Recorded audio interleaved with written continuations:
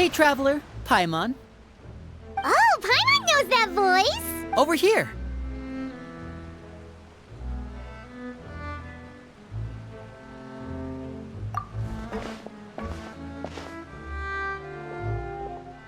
To borrow one of the more popular turns of phrase at the moment, this appears to be quite the fated reunion. Running into you two out of the blue like this has really made my day. I certainly wasn't expecting it. You can say that again. What brings you to Poisson? Wait, Paimon's got it! You must be here for one of your magic shows, right? Actually, we've run into a bit of trouble on the home front, so Father arranged for us to stay in Poisson for the time being. Oh, are Lynette and Fremine here too? Yep, along with most of the other members of the House of the Hearth. You may have noticed Poisson seems a bit more crowded than usual. So you're saying nearly the entire organization has moved to Poisson? Sounds like you've run into way more than just a bit of trouble. What's really going on? Well... Since the two of you are so curious, perhaps I can fill in the gaps. You scared Paimon half to death! Father, you're here. You know... On second thought, maybe we don't need to know. It's all probably super confidential House of the Hearth stuff, right? We totally weren't trying to pry or anything. No need to be nervous. I could sense your genuine concern from your conversation just now. Of course, I can also understand your confusion. Sending so many Fatui here to Poisson, it's only natural that some might suspect an ulterior motive to be involved. I understand. I'm well aware you've had your fair share of confrontations with the Fatui in the past, and I can't exactly guarantee that we'll remain on good terms in the future. As for right now, however, I would say we have little reason to be at odds, wouldn't you agree? The House of the Hearth could stand to be more open with those who have worked so closely with us in the past. As for the issue at hand, well, it hardly relates to any ulterior motive. To be frank, it all stems from a certain rumor circulating around the House of the Hearth. It's an internal matter. What sort of rumor? A rumor that a certain phantom child is hiding away in the House of the Hearth. A phantom child? Ooh, just hearing the name is giving Paimon the creeps. A spirit that should have long ceased to exist is lurking in the shadows of the House of the Hearth. So I decided to bring the children to Poisson before continuing to investigate the situation. I expect I should be able to track down the spirit fairly quickly. After that, it's just a matter of resolving the situation, if you will. It shouldn't be much trouble at all. If you're curious, or if you still have some concerns, it might be advisable to stick around for a few days. I'm sure the children would be exceedingly pleased to welcome some visitors. Lenny, I'll leave you to entertain our guests. I have some matters to attend to. Of course, Father.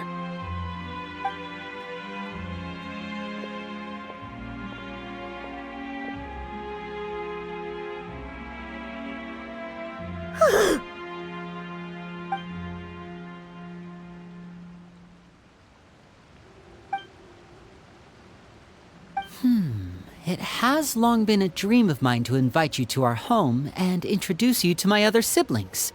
You're quite well known in the organization already. A lot of people have been talking about you, especially after everything with the prophecy. If you're willing, why don't you stay a while and have a little chat with us? Alright. We don't have anything else to do right now anyway. But let's be clear, we're just gonna be there as guests, okay? Don't get any funny... Oh, wait a second. For your guests, that probably means we'll be treated to lots of yummy food, right? Of course. During our stay in Poisson, we've been helping out the locals with some fishing. We bring in quite the bounty every day. In fact, today is the perfect chance for me to show you what I can do in the kitchen. Let's go. I'll take you to where we're staying.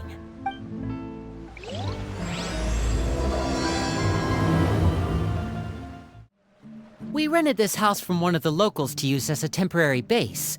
I'll come back later and tidy up a bit. After that, it should be all ready for you to stay in tonight. Awesome, thanks!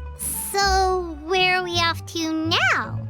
Well, when I happened to run into you two earlier, I was actually in the middle of distributing some supplies. With this many people staying in Poisson, we have to bring in outside supplies every now and then. I should probably make sure the rest of these provisions get delivered, otherwise people might start to get antsy. Okay, we'll come with. There are all sorts of rumors about your organization floating around out there. Paimon's not sure if she could even take a wild guess as to what's true and what's not. But now that we finally have the chance to see a day in the life of the house, we can take a good look at how you operate! Well, you're more than welcome to come along. Just follow me.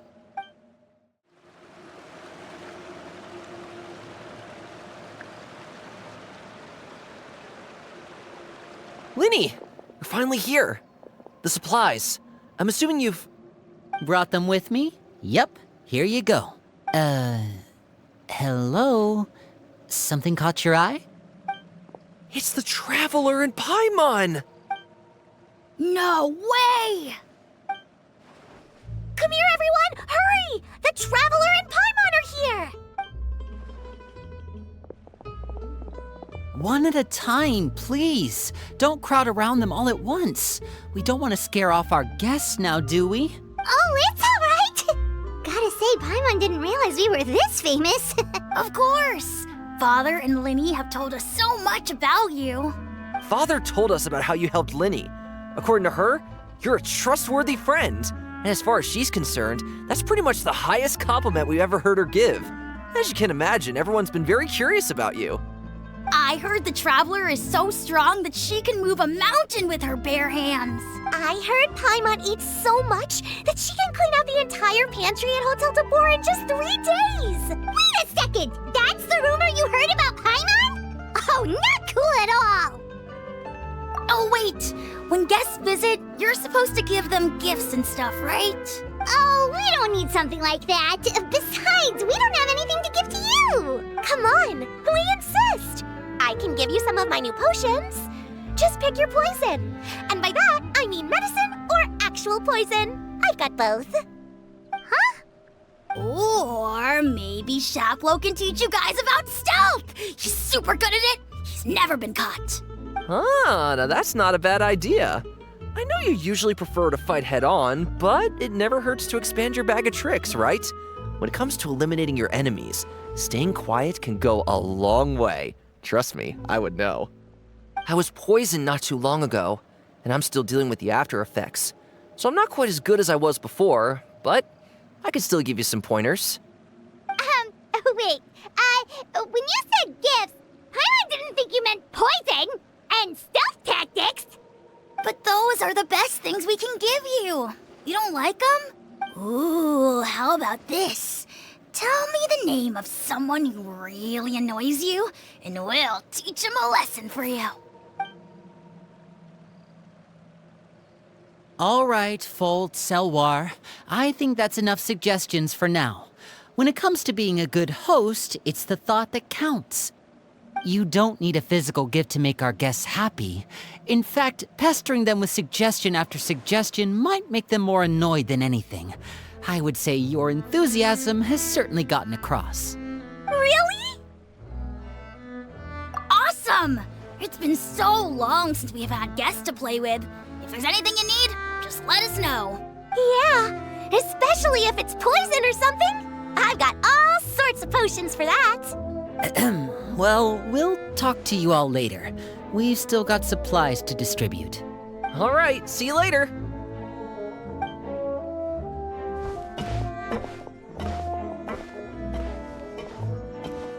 Bye!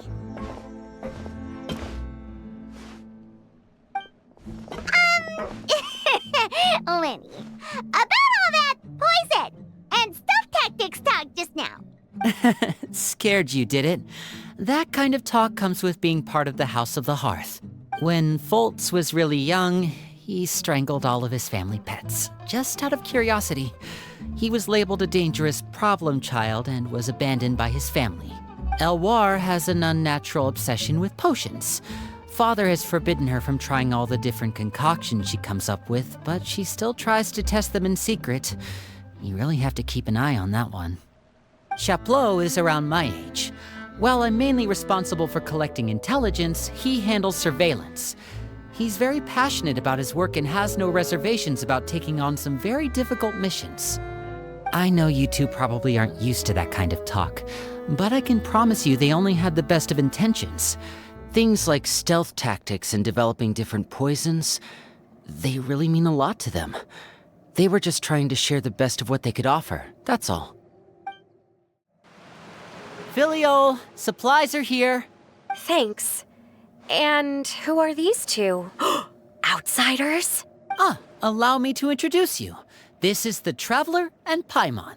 Oh, you're the famous duo I've been hearing so much about. It's nice to meet you. I heard you've traveled to all sorts of places.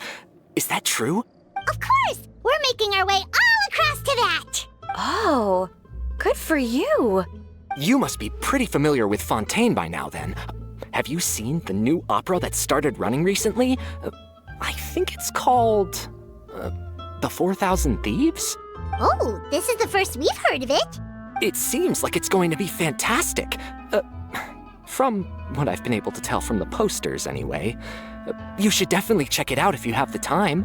Oh, and there's The Blind Maiden, too. That one is supposed to have audience interaction. Seems pretty interesting. After this mission is over, I think I'll go get a manicure. Oh, maybe I should dye my hair. Wonder how much it'll cost. Is it just Paimon, or do these two seem much easier to get along with than the others? Looks like the House of the Hearth has some normal members after all. I heard that. Oh! I'm guessing you're referring to Foltz and the others? Yeah, we're definitely not all like them. I bet those crazies are practically foaming at the mouth right now. I'm sure they just can't wait to get back to Snezhnaya to carry out the plan. That's enough, Filial. Don't talk about family members behind their back, right? Whatever. Let's go. Guess this is goodbye then. If you ever have some time, we should go see the opera together.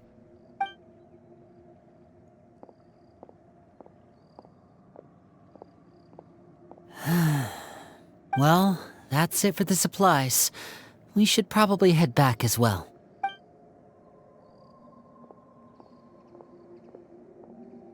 Well, they didn't seem too happy with each other.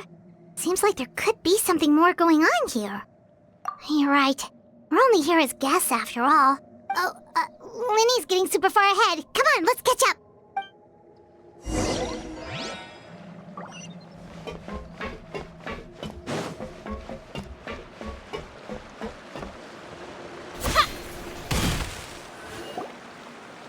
So, what do you think of the members you've met so far?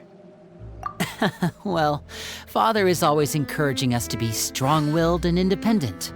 So if there's one thing we've got, it's people who aren't afraid to speak their mind.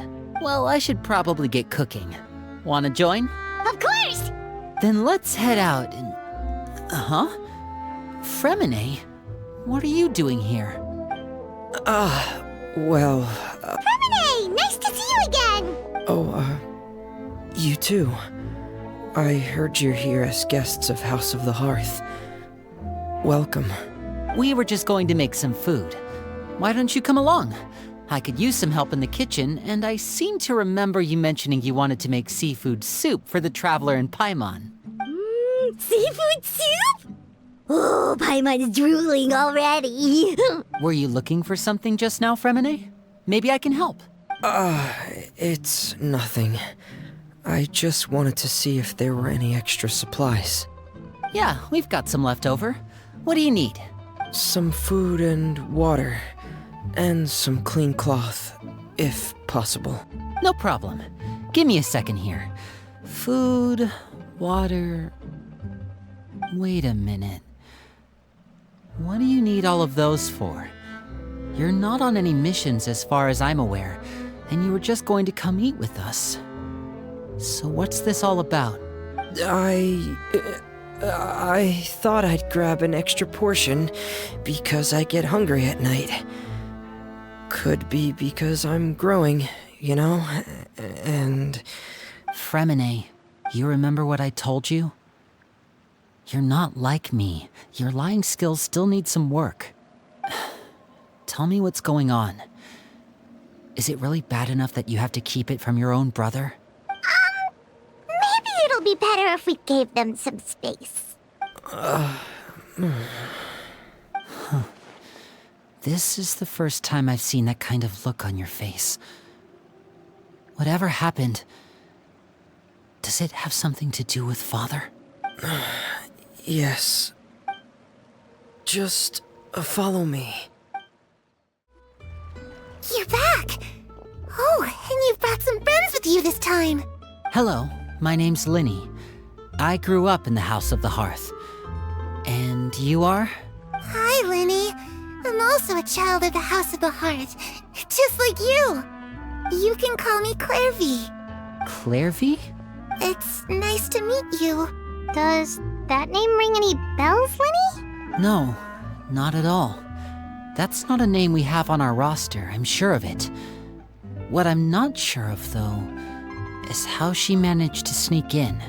She must be the phantom child Father's been searching for. From the looks of it, I'm guessing you were the one that found her, Fremine. You, haven't told Father, have you? No, I haven't told anyone.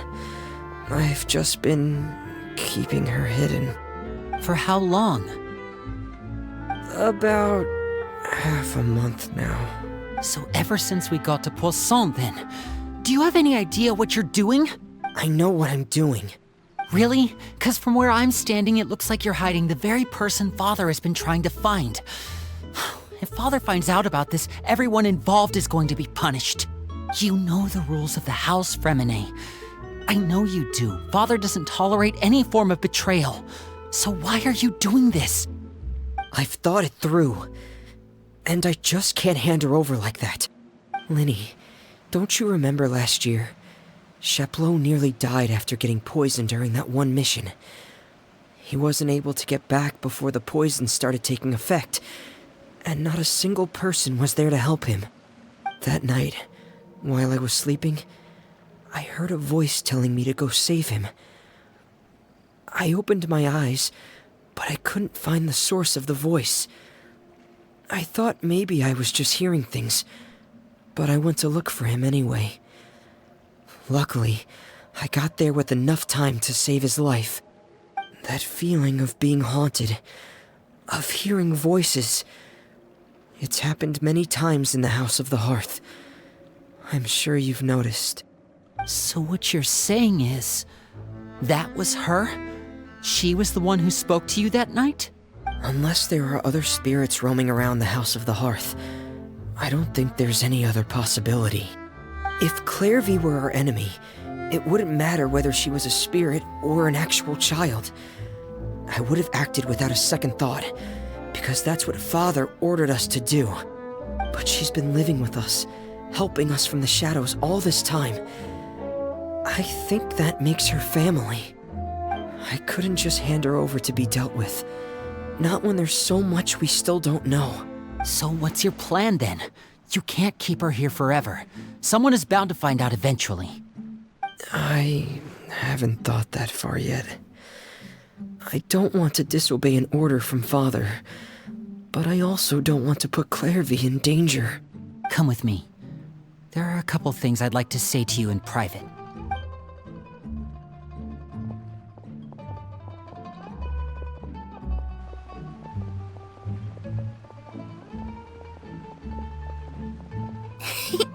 Those two sure care a lot about each other.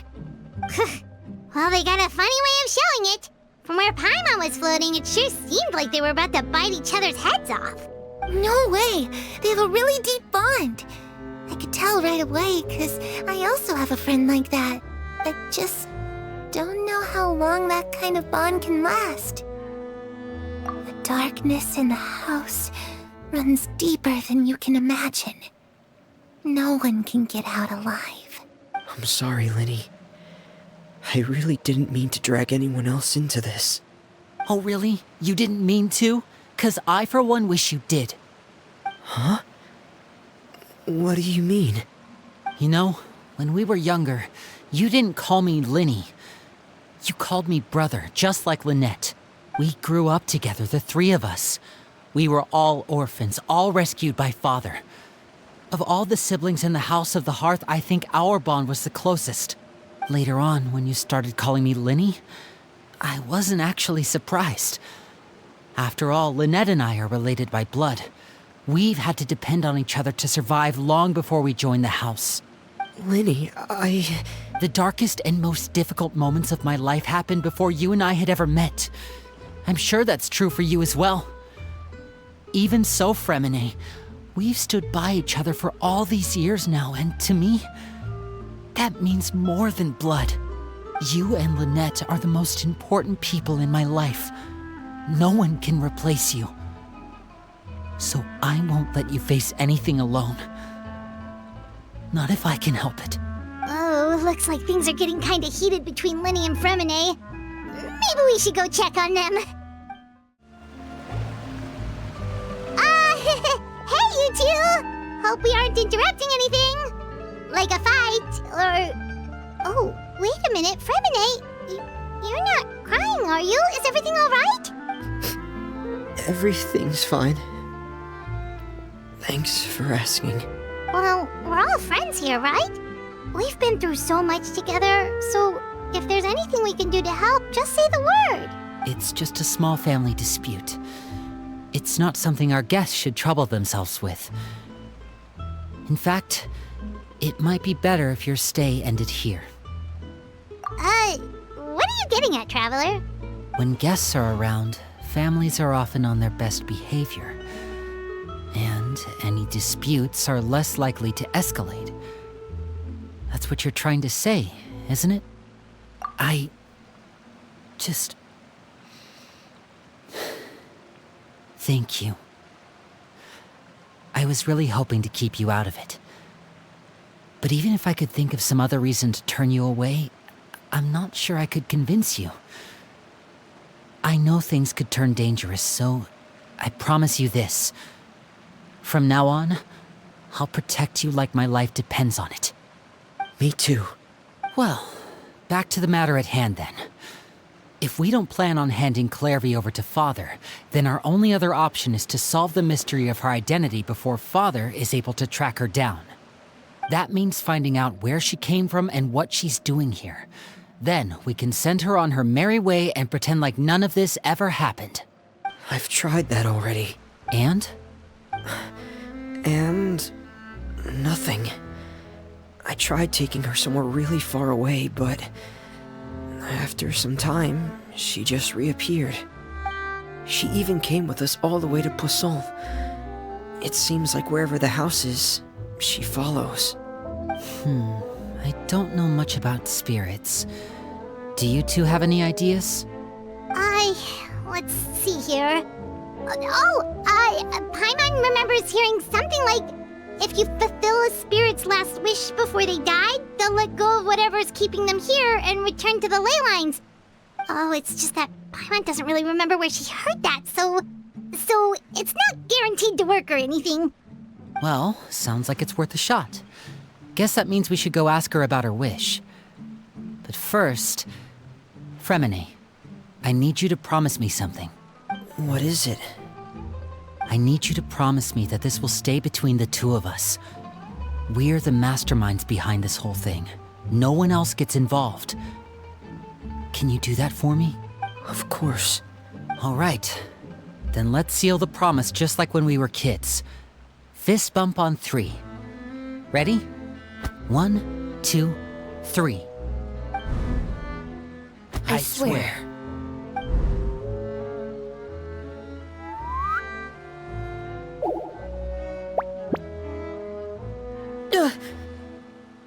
Whoa! Lynette! But what a surprise! What brings you here, dear sister? And, when exactly did you get here?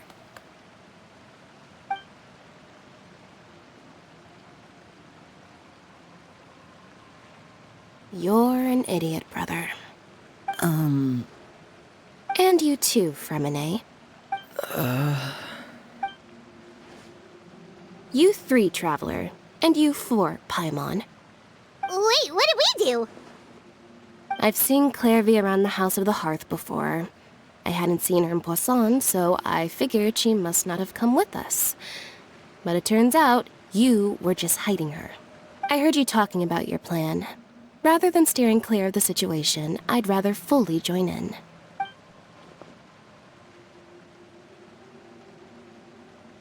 If you don't agree, I'll have no choice but to report everything back to Father. Simple as that. You're not giving us much wiggle room here, Lynette. Well, I guess we're all in this together then. After we talk to Clairvy, we'll figure out our next move. There's no time to lose. Let's go.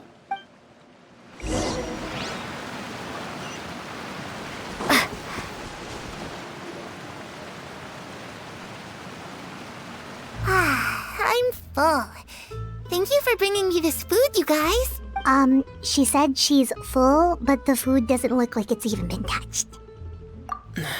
That's right. Based on what I've been able to observe, it doesn't seem like Clairvy can interact with the physical world at all.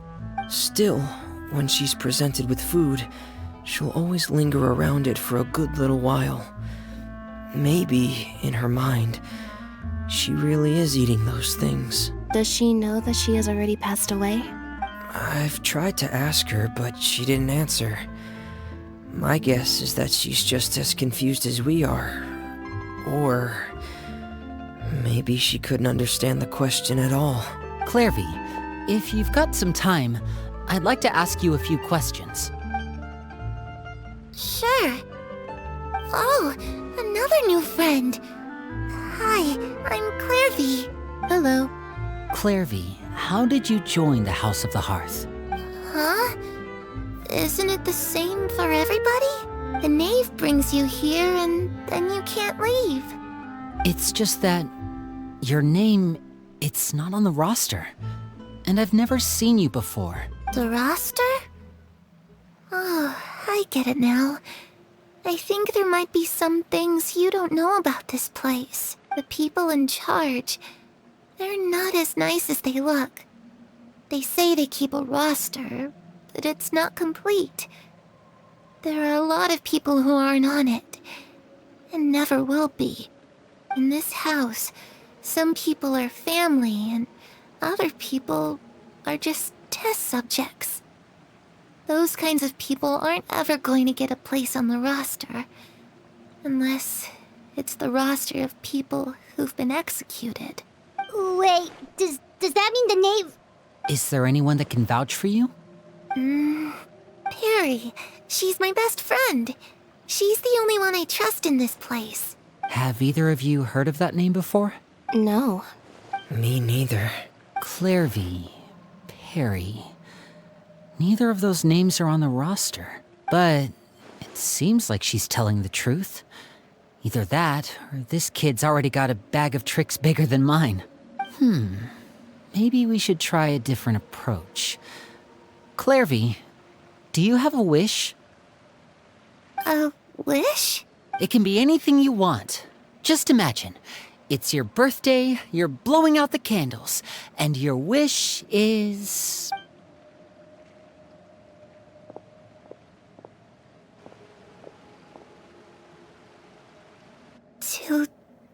To go outside, where the sun can find me.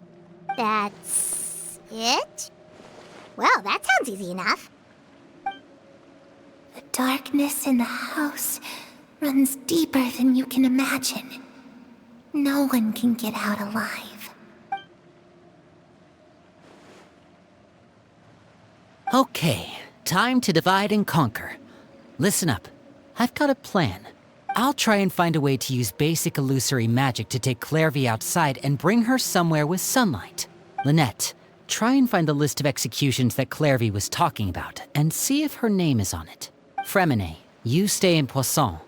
We can't be the only ones who've had run-ins with Clairvy. I need you to collect intel on everything she's said and done. Understood. I'll try my best. What about us? What should we do? I really appreciate your willingness to help, but this is a family matter. I don't want to drag you in too deep. It's too risky. Let me think. Since Father considers you to be guests, maybe you could stick by her side for a little while. You don't need to do anything except keep up some nice, casual conversation. Ah, Paimon gets it. You want us to distract her. I'll give you a magic bird. If Father suspects something, all you need to do is release it when she's not looking, and it'll alert me that something's wrong. Of course, that's only as a last resort. If Father doesn't seem to notice us, there's no need to make contact. We'll reconvene here tonight after all's said and done. If the worst case scenario happens and we're discovered, just tell Father everything. We're not going to let our guests get punished for our own actions. That's where you too. Okay, this is where we part. Father should be at the beach nearby.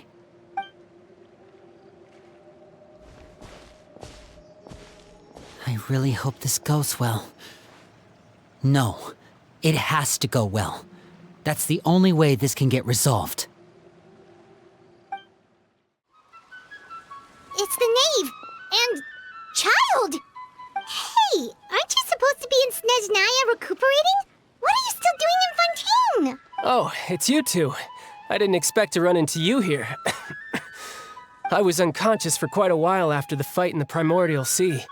After I woke up, I realized I was being taken back to Snezhnaya, and well, I couldn't have that now, could I? Not when I've still got unfinished business here in Fontaine. So, I mustered up all my strength and made the journey back on my own. What sort of unfinished business are we talking here? It has to do with Skirk, my master. I really wanted to meet up with her, but by the time I got back, she had already left. I still have so many questions for her. Without any other leads, all I could do was ask the knave to help me track her down. She must have left behind some traces from her time in Fontaine. Oh, okay, so have you found any clues? Unfortunately, no. While the House of the Hearth is adept at collecting all manner of intelligence, certain existences can still manage to escape our purview. Basically, unless Master feels there's a need to meet with me, she's not going to be found. But that problem has an easy fix. I just need to become stronger, and then... Paimon thinks you should focus on getting better first. The worst of it is over. It's all thanks to that one kid from the House of the Hearth. Elwar, I think her name was. She gave me a bunch of random potions to drink. They didn't go down easy, let me tell you. Pain and chills all over. But they really did help speed up my recovery. And that's good, because it looks like I really do have to head back this time. The old man's been putting the pressure on me. He sent someone to tell me I'm needed for some sort of project. Project Stuja? Yeah, that's the one. I heard Regrader's involved too. I'm not looking forward to having to listen to all his monologuing, that's for sure.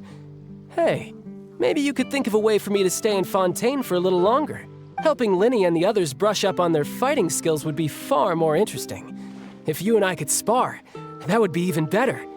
I've been waiting for a chance to see you go all out. And what a sweet little daydream that is. But I also have a role to play in all this. I'll be leaving Fontaine shortly as well. Besides, considering how little they see fit to step outside the homeland, being called on to return to Snezhnaya by such illustrious dignitaries, what a great honor. Wouldn't you agree? One I could do without, I'd say.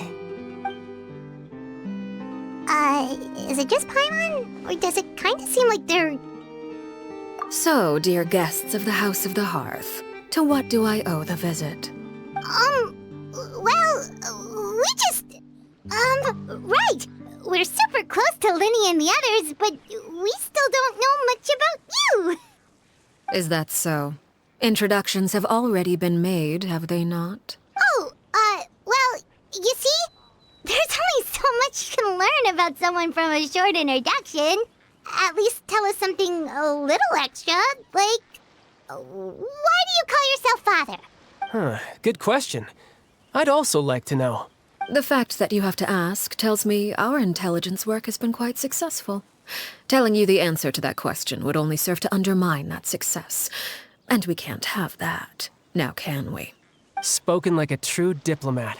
That was some expert sidestepping right there. Well, if there's nothing else, I think I'll take my leave. I still have a small matter to resolve at home. Wait, don't go!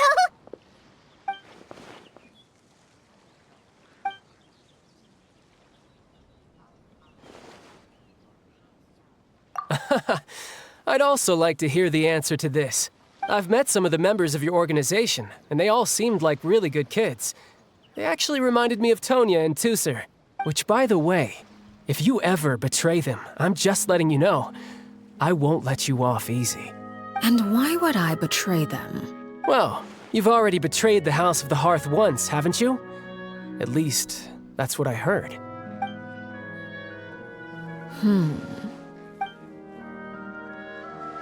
Okay, I admit. That's just what the old man told me. The rooster, I mean.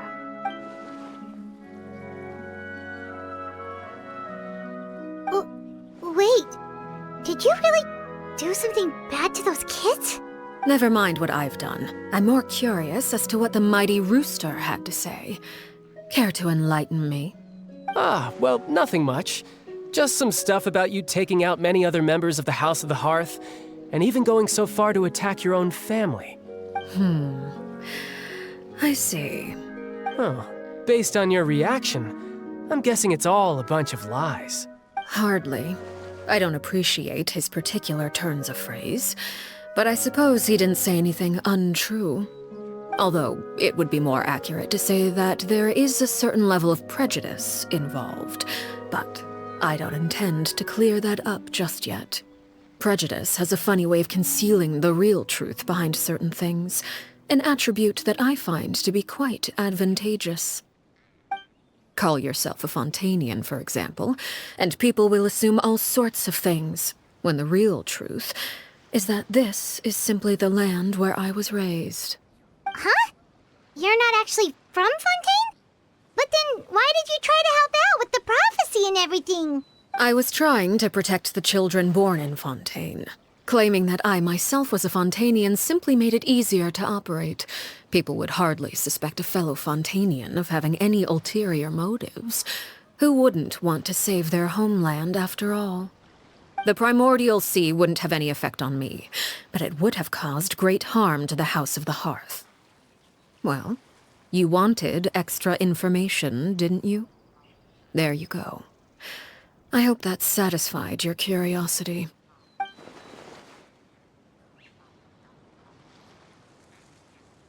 So, you stayed in Fontaine for the kids. I guess I was wrong to believe you'd betray them. Apologies.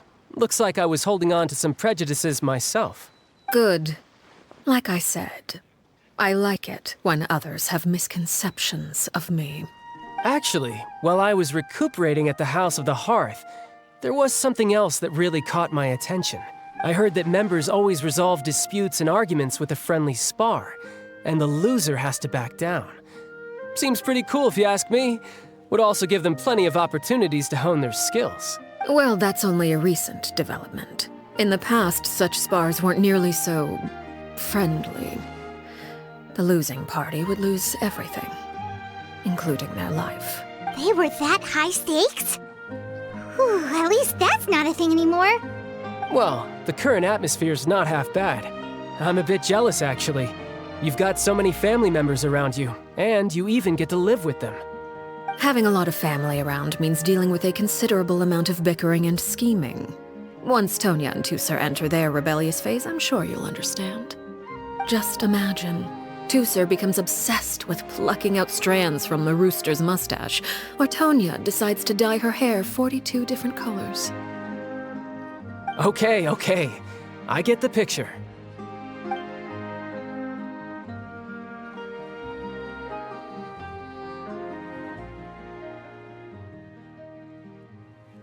Well, would you look at the time? I should probably get going.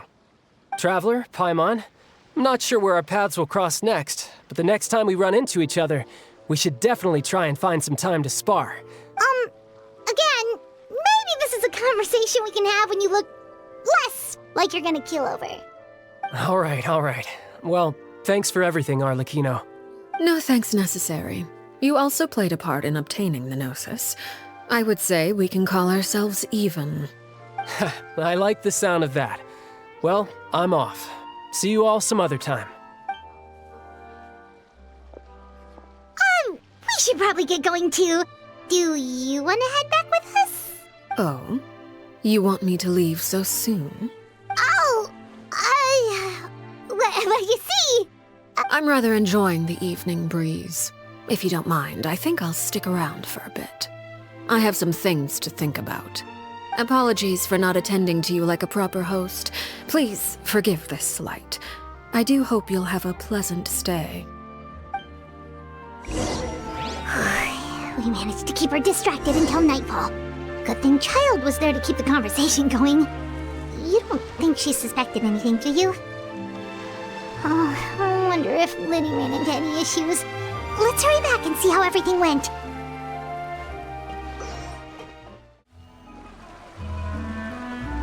Liddy, how did everything go?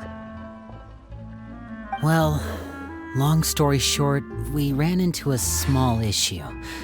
Clairvy can't go into the sunlight. Everything was fine at first.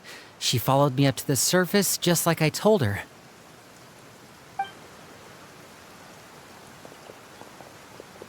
But as I led her out of the shadows and into the sunlight, she vanished.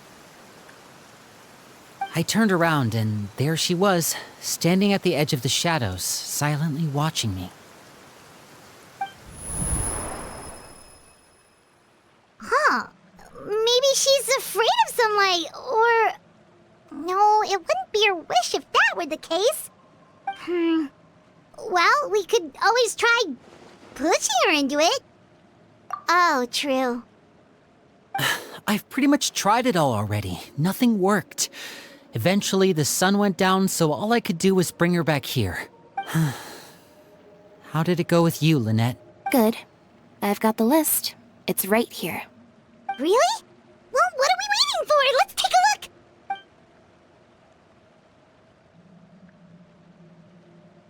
Oh, that's a lot of pages. Oh, it's gonna take forever to get through it all. We can each take a section. Here. La Pouillade, L'Endroit, Chambel, Horaire.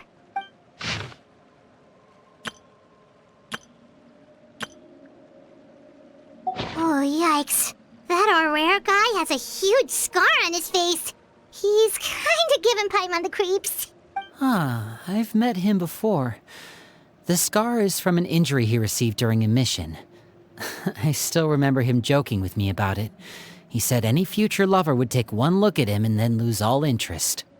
Did he say anything else? Well, I asked if there was someone he was interested in. He said no, and that's where our conversation ended. It was only later that I learned he really did have someone he liked. He risked everything to escape so he could be with her, but it didn't work. One day, Father asked to see him, and, well, I never saw him again after that. Wait, so that means the knave, It may seem cruel, but it's just one of the rules of the house. Betrayal is not to be taken lightly. We know too many secrets to come and go as we please. So, if you do try to leave, you pay with your life. Her name's not here, huh? Well, that's not too surprising. It doesn't seem like this list is complete. It only contains records dating back around 5 years. Let's shift our attention then. Fremine, were you able to find anything out? Fremine. Sorry. I was thinking about something. I managed to talk to quite a few people, but I couldn't help but notice that the atmosphere in the house was a little... strange. Strange? Yeah, I mean, I know there have been arguments in the past, times when people haven't gotten along. Chaplot and Filial are a good example of that. Oh, those are two of the people that we met while delivering supplies. Paimon can see how they might not get along. They had very different vibes and their, interests seem to be pretty different as well. That's to be expected, actually. Father brought us all here, shared her knowledge with us, taught us how to fight. That's one thing we all share. But that's also where the similarities end. Not all of us feel the same desire to stay here. As members of the House of the Hearth, we're also considered part of the Fatui. And to a lot of people, that's an identity they never asked for. Certain members get older and realize they want something else for themselves. But considering the rules of the house, most people would never say that out loud. People like Chaplot and Foltz are loyal to Father and her vision. They're proud to be part of the Fatui. Filial and Nantoy, on the other hand, well, they aren't quite as enthusiastic. These kinds of conflicts have always been there. It's not like Father is in the dark about any of this. Well, that's true.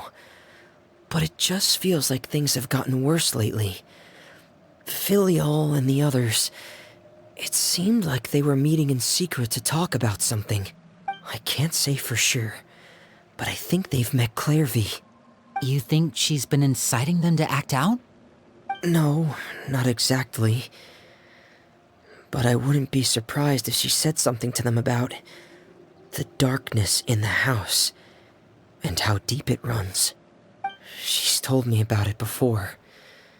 Experiments being run on children. People being used as pawns on the battlefield without so much as the strength to survive. And they just believed all that? Without any evidence? Clairvy's words probably gave them the excuse they were looking for. Whether they actually believe them to be true is secondary. This is all because of Project Stuja, isn't it? Whoa. Hold on a second. What's this Project Stuja all about, huh? This is the second time it's come up now. Sorry, but I'm not sure of the details either. I only know what Father has told us, which is that it's something the Rooster and Regrator have been working on together. Apparently, it has to do with the Fatui's strategic plan for the future.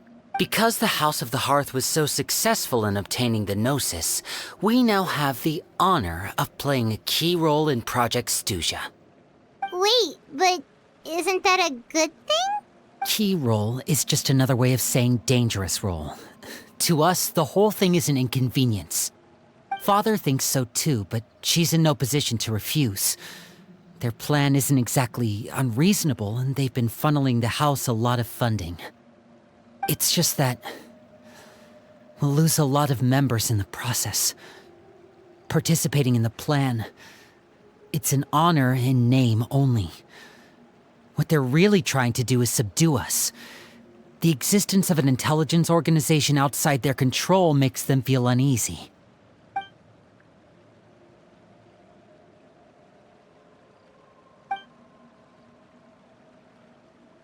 Okay, super complicated top secret Fatui business aside, what does all of this have to do with the conflicts you were talking about earlier?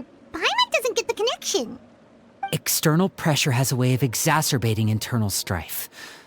You can't overlook the power of fear either. People are afraid of dying, and that fear is often the impetus for a lot of stupid decisions. I thought resolving the Clairvy situation would make everything go back to normal, but it looks like things are more complicated than I thought. If we leave Filial and the others to their own devices, sooner or later, Father will be forced to take action. We can only focus on one situation at a time, brother. You're right. Even if we confront Filial and the others, it won't do any good. It might even make matters worse. We should focus on Clairvy for now. Well, it's getting late. We should head back and get some rest. We'll try again first thing tomorrow. Lynette, you stick with me this time. Fremine, keep a close eye on Filial and the others. Make sure they don't do anything they'll regret. Good work today, everyone. Have a good night, and I'll see you tomorrow.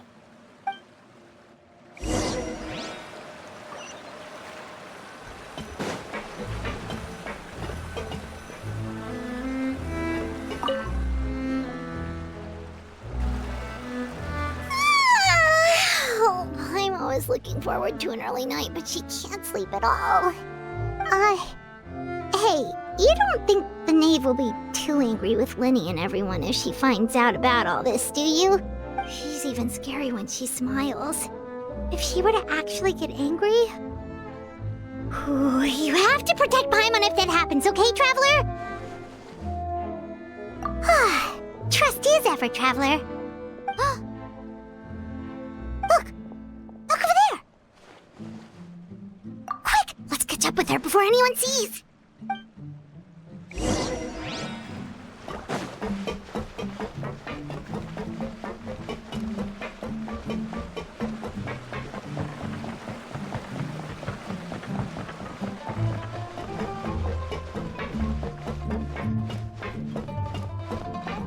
Over there!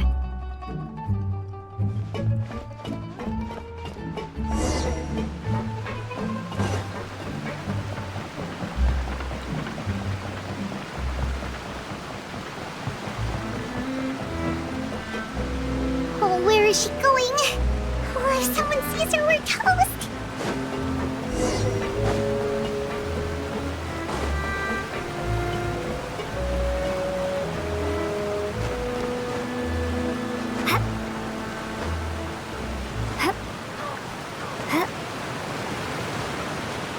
Oh, look! She stopped!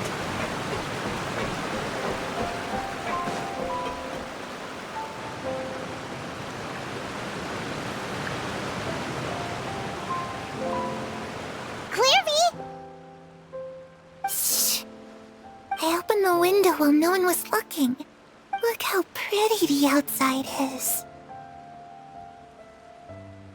If only I could have more than this. You probably think I'm being silly, huh? All this hopeless resisting? It's better to dream of what I could have than try to make it a reality, right? Please, help us get on the same page here, Clary. We need you to tell us what you know. Can you do that? Sure. Although, after you hear all this, I think you might regret that decision. Everyone in this family is nothing more than a tool, something to be used and exploited. We're all expendable, including me. As long as you're useful, you get to stick around. Lose your value, and you're handed over to the doctor, experimented on, and given a fate worse than death. I've seen it happen again and again, and I've had enough. You're saying the knave did all that? It's just, that doesn't seem like something she would do. She's scary and all, but it seems like even she has lines she wouldn't cross. I knew you wouldn't believe me. Everyone thinks she's a good person. They all think of her like a real mother. Mother? But she doesn't deserve that title. She's disgraced it and tarnished it. And if I had things my way, I'd never see her again. If only Perry were here, she'd understand. Perry? There's that name again. Also, Paimon's getting a strange feeling. It almost feels like she's not really here with us. Paimon can't tell if she's actually talking to us or if she's mistaken us for someone else. Well, in any case, it seems like she really needs someone to talk to. We should keep her company for a little longer. She looks so young. But it seems like she's been through a lot. It's getting windy. I should close the window. Ooh, look at the moon. Isn't it pretty? Hey, wanna hear a secret? I heard that if you look up at the night sky in Snezhnaya, you can see the aurora. It's supposed to be super pretty. Even prettier than the moon tonight. Perry and I promised each other that once we're older, we're gonna go see it together. But I can't find her. I'm worried she's also been... No, that wouldn't happen to her. She's special. Mother likes her a lot. I should really go talk to Mother, but we just fought.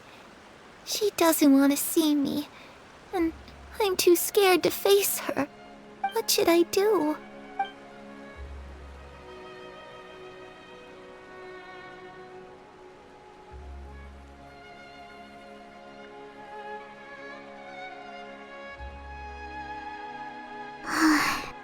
Paimon really doesn't understand what's going on with her. Well, let's head back.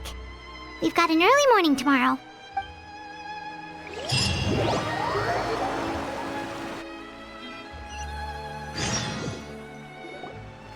All right, looks like we're all here. Let's go ahead with the plan. Oh? What is it? What makes you ask that? Well, we kinda ran into Clairvy last night, and that's what she told us. We met the doctor back in Sumeru. He's super dangerous, and he's done all sorts of bad things.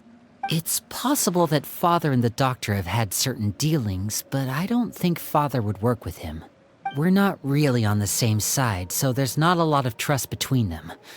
That doesn't exactly set the stage for a successful partnership. I did hear, though, that when Father first became a Harbinger, the Doctor offered to work with the House of the Hearth. Father rejected most of his proposals, except for one. It had to do with some sort of secret experiment. Secret experiment? Could that be what Clairvy was talking about? I don't think so. I don't know any details about the experiment itself, but I do know it's an entirely independent operation. The Doctor only proposed a direction for the research. That was the extent of his involvement.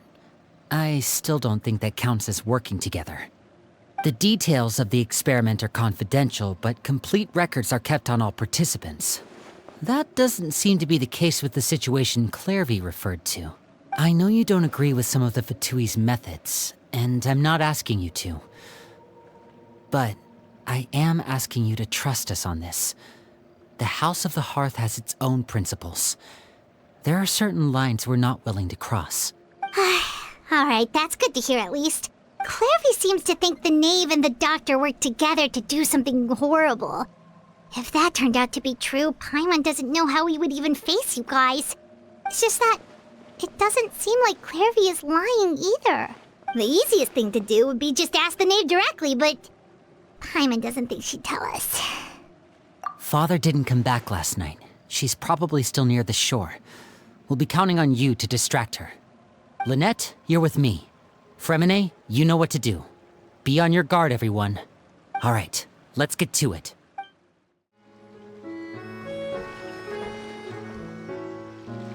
Ah, it's you two again.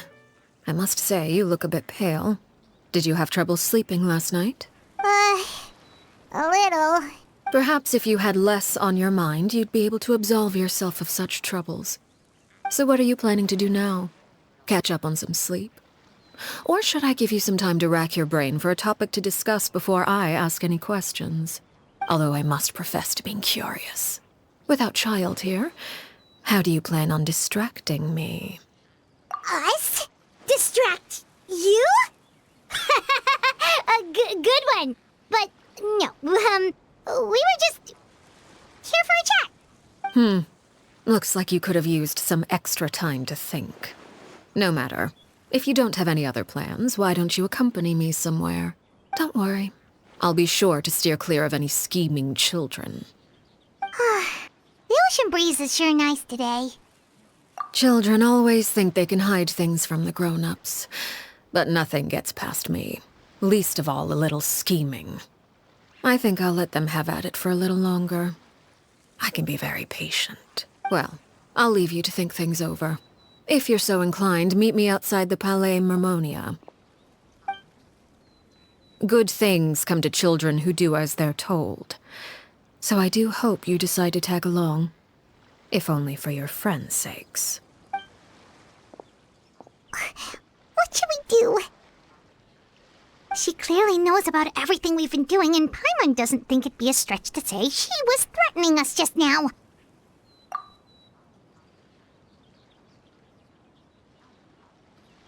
Oh, good idea. Hopefully he sees it in time. Well, we should probably head to the Palais Mermonia. Paimon doesn't want to find out what happens if we don't show up. Based on what the Knave was saying just now, it sure didn't seem like it'd be anything good. Okay, then we probably shouldn't keep her waiting. It seems like Lynn and the others are on thin ice, so let's do our best to not get them in any more trouble. Seeing as we still have some time before my meeting, we might as well enjoy some pleasant conversation while we wait. I'm glad to see you get along with my children. Being surrounded by good companions is necessary for a child's development. You're not planning on doing anything to them, are you? I assume you're referring to Lenny, Lynette, and Fremine. Although, there's that situation with Filial and Nentoy as well. It appears quite a few people have been acting out lately. No matter. I'm not one to discriminate. All those who betray the house meet the same fate. There are no exceptions. Does that mean you're going to kill them? Oh, are you here to beg for their lives? I'm sorry to disappoint, but the rules of the house change for no one. In my organization, everyone is responsible for their own actions. But don't you care about them at all? They really respect you. They even call you father. You must feel something for them. Any organization in which feelings come before principles is one destined for ruin. The House of the Hearth is hardly an exception. You could say our principles are more stringent than most. Perhaps I can offer you this consolation at least. As our guests, you two will not be held accountable along with them. I would imagine Linny, Lynette, and Fremine will be able to keep their lives. As for Filial, Nentoy, and the others, I'm afraid there's little I can do. They can try to escape, but once you know our secrets, there's no getting out alive. But that's awful. Ah, you seem concerned. Out of consideration for my guests, I suppose I could turn a blind eye for a little longer. If Linny and the others manage to dispose of Clairvy in the meantime, all evidence of their wrongdoing will be lost. In that case, I could hardly punish them for something I couldn't prove. If their efforts are unsuccessful, on the other hand, all will be held accountable. And the punishment will be severe. Of course. Oh, and here, I believe this belongs to you.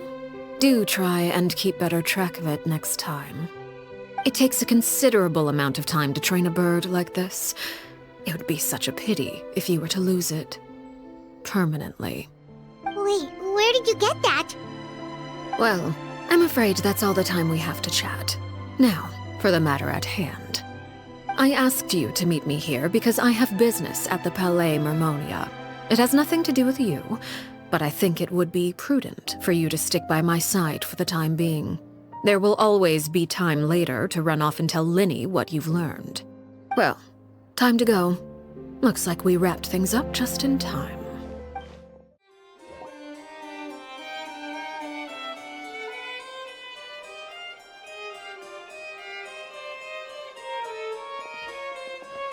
It's been a while, Monsieur Neuvillette. I must say, I wasn't expecting my meeting request to be approved quite so quickly.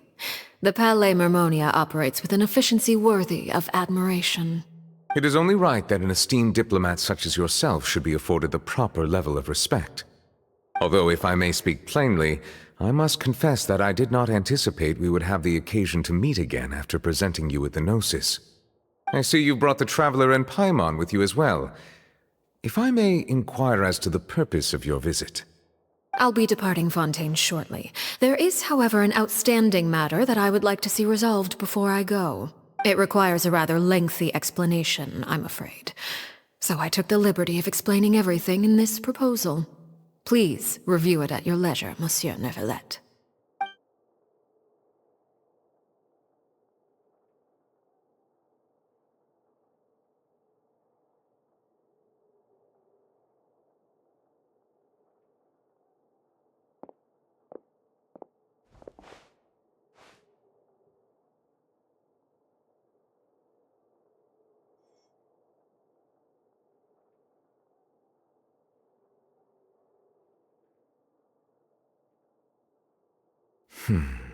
I understand your request. However, at the risk of causing offense, I must admit that I fail to see why you would wish for such a thing. I heard you have a certain fondness for water tasting, Monsieur Neuvillette, so allow me to use water as an analogy.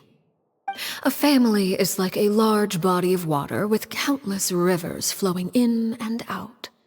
As someone who watches over this system, I would hope that each river that flows from the source will eventually reach the ocean.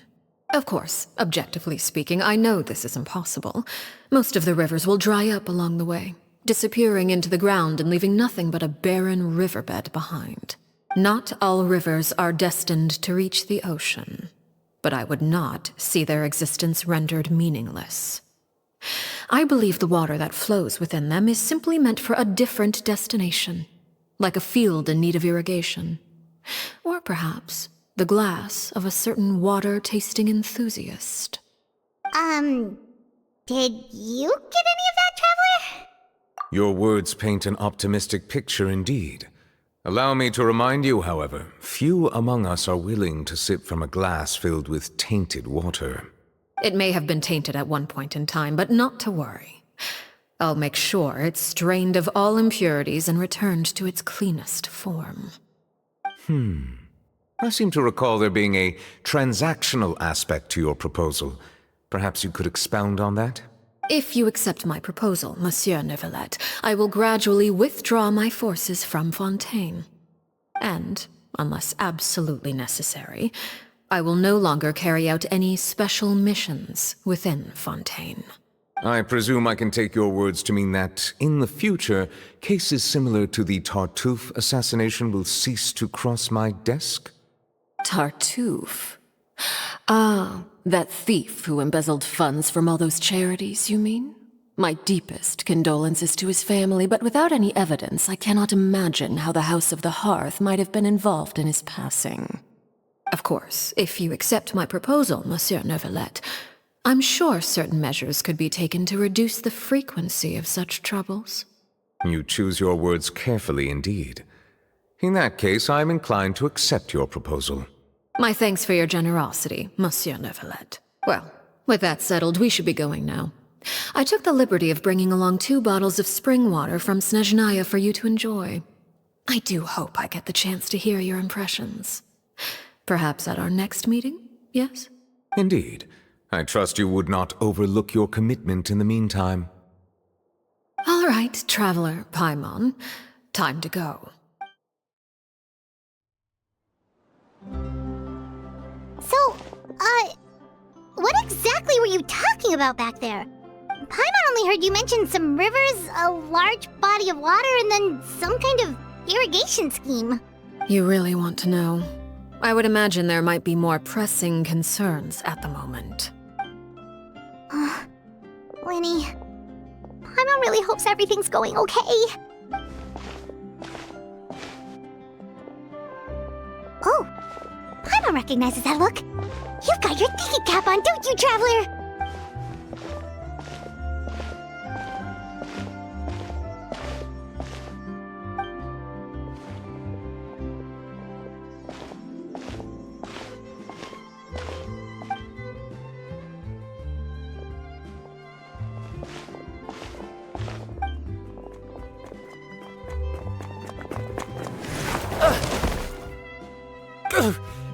Oh, shoot. Are you alright? Oh, jeez, I'm so sorry. I was so focused on selling these papers, I wasn't looking where I was going. Well, let me make it up to you at least. Here, take this paper. On the house. Oh, you don't have to give us anything. Please, I want to. It's not like I'm short on supply. All the extras will be useless come tomorrow anyway. It's my fault, really. I was just trying to bring home some extra mora for the family, but I bit off more than I can chew. I haven't had many takers today, so I'm still swimming in papers. What's going on here? Nothing much. I just ran into your friend here on accident. I should probably get going, actually, so... Hold on. Of course, I'm happy to compensate you with mora, it's just... I don't have any on me at the moment. I'll take 3 papers. Here. Oh! Thank you for your patronage. May the Archons bless you with good fortune. If only I had the chance to run into such generous customers every day. I should probably just take on a smaller inventory though, right? I'm getting married soon, so sometimes it's hard to not get ahead of myself. Anyway, I should head out. Goodbye! Well, now that my affairs are settled, we should take the boat back to Poisson. We've even acquired some light reading to enjoy along the way. Actually, why don't we stick around for a little longer? Paimon just realized how hungry she is. She can't head back to Poisson on an empty stomach. It appears you two are under the impression that delaying our return will somehow alter the situation in your favor. I'm sorry to ruin your fantasy, but your efforts are meaningless. That being said, I could be persuaded to give Linny some extra time. I just have one condition. If you agree to my request, I'll even answer some of your questions. You're quite curious about Clairvy, are you not? And my relationship to her. Wait, why are you being so generous all of a sudden? You're not gonna ask us to do something bad, are you? You overestimate yourself. You don't have the talent for bad things. Then what can you possibly... The most important consideration in a negotiation is that both sides receive something they want. Demands and threats only get you so far.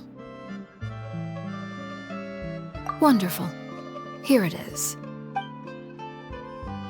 When the time comes, make the choice that you deem most appropriate in the situation, and lend your help to the House of the Hearth. Okay, sounds normal enough. But what do you mean, when the time comes? When is that supposed to be? That is for you to decide. Then we have a deal. Follow me.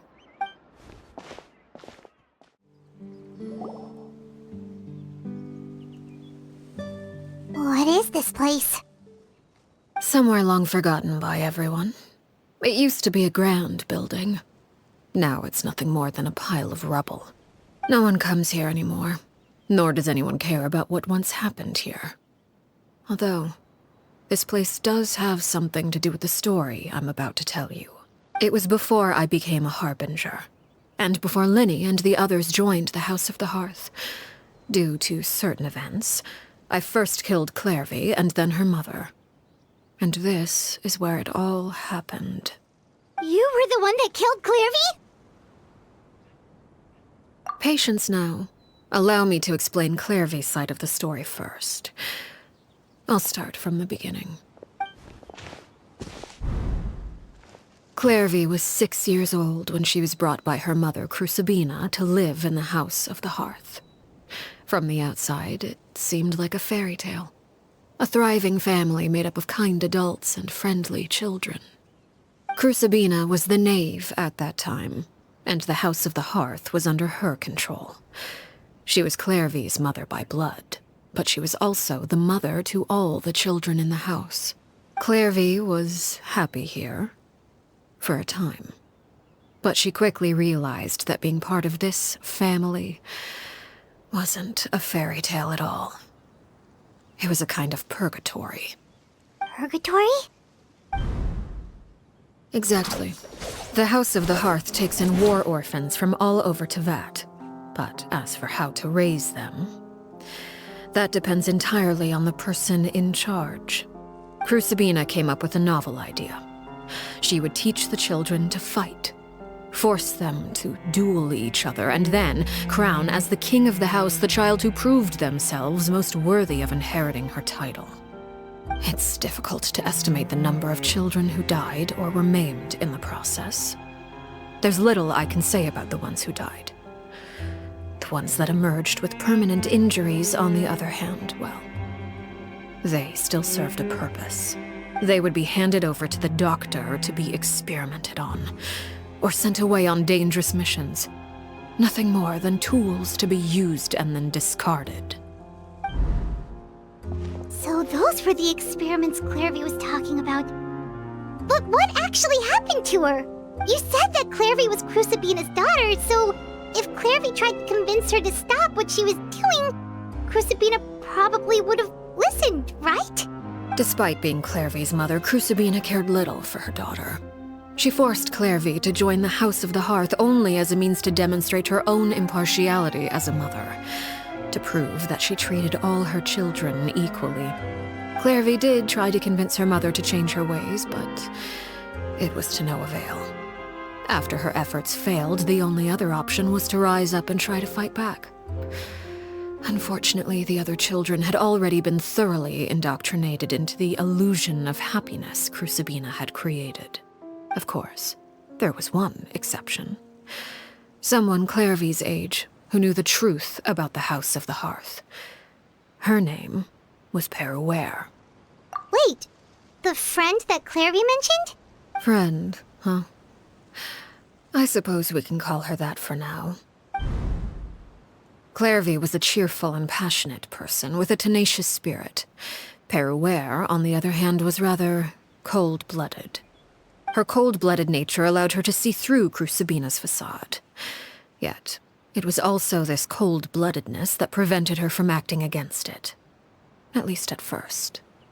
While Clairvy longed for freedom, Peruere was convinced that, amid all the fighting and violence, she would make it until the end.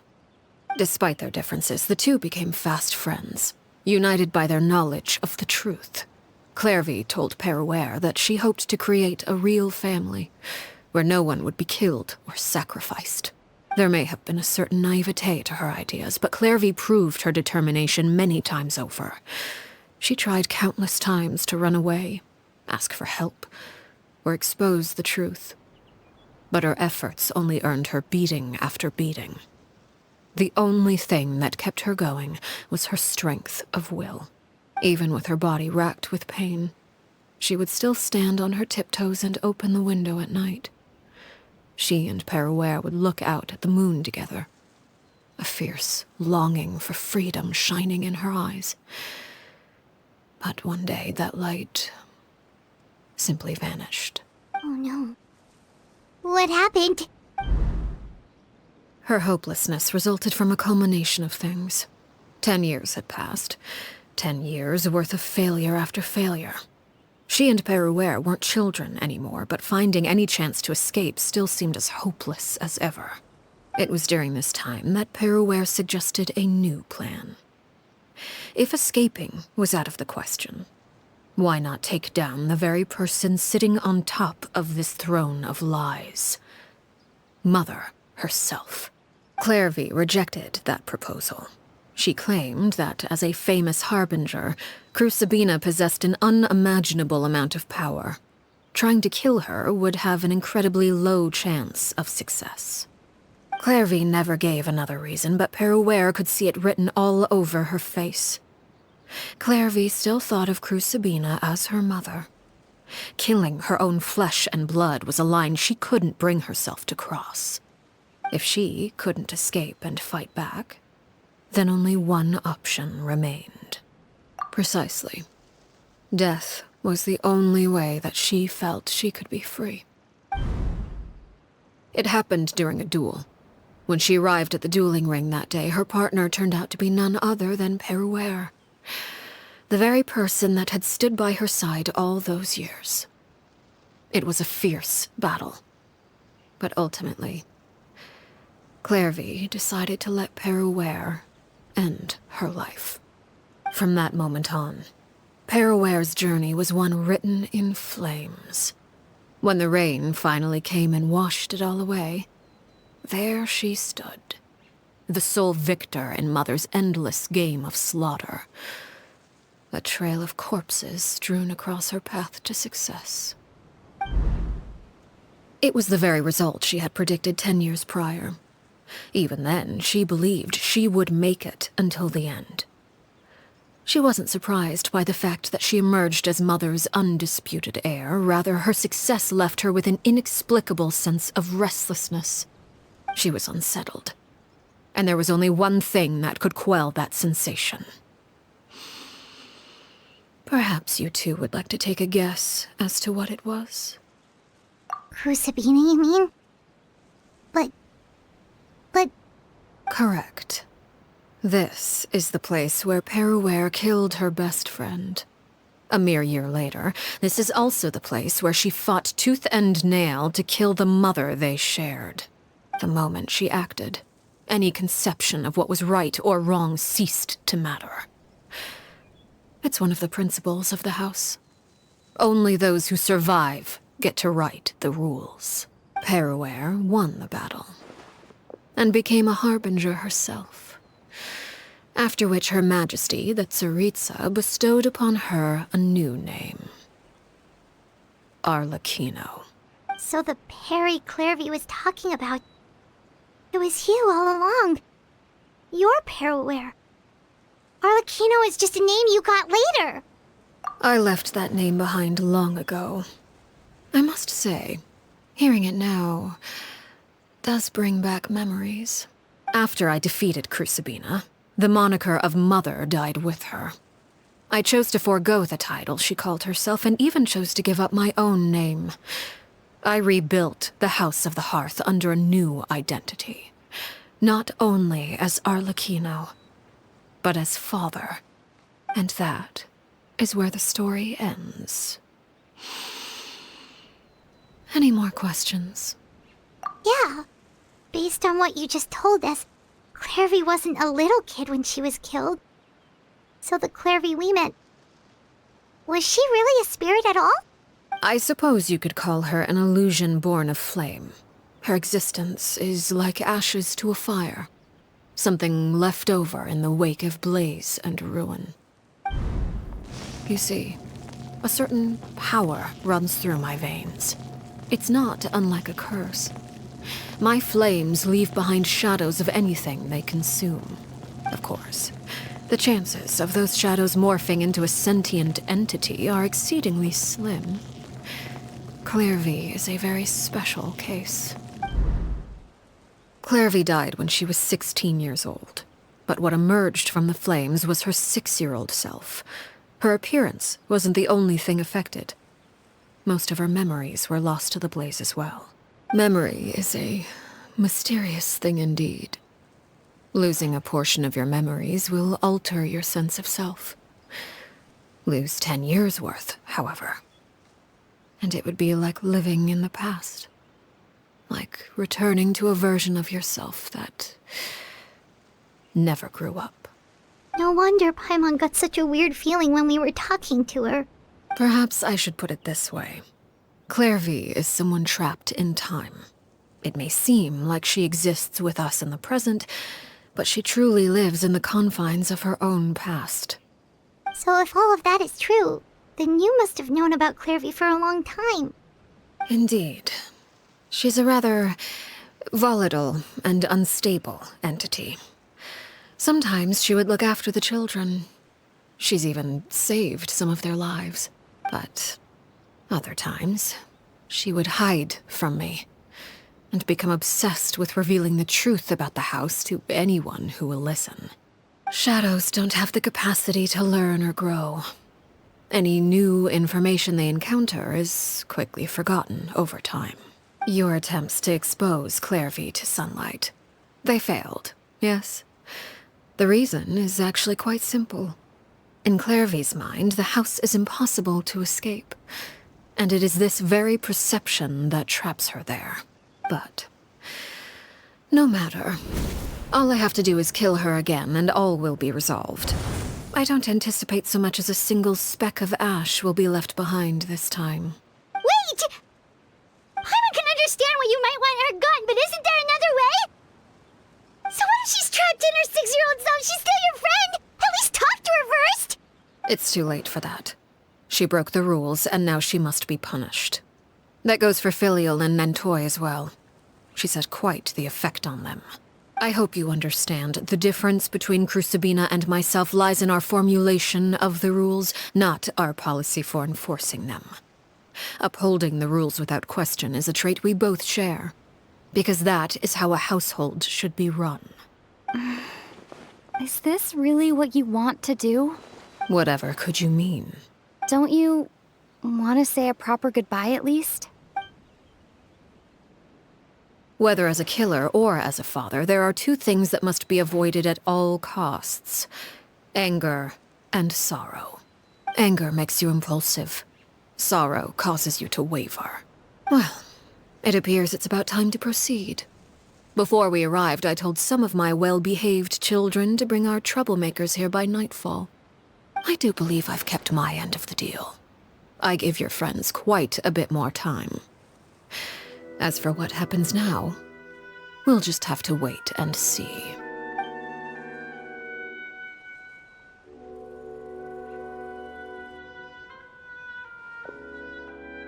Here they are, Father. You gonna execute him? Seeing something like that would actually be a first for me. Lenny! I'm sorry. I heard about how you helped buy us more time, but I still failed. I couldn't find a way to fulfill her wish. Huh? Are you... Perry? Indeed, it's been a while, Clairvy. Perry! Shh, stay right there. I'm sorry to postpone our reunion, but first I believe certain scores need settling.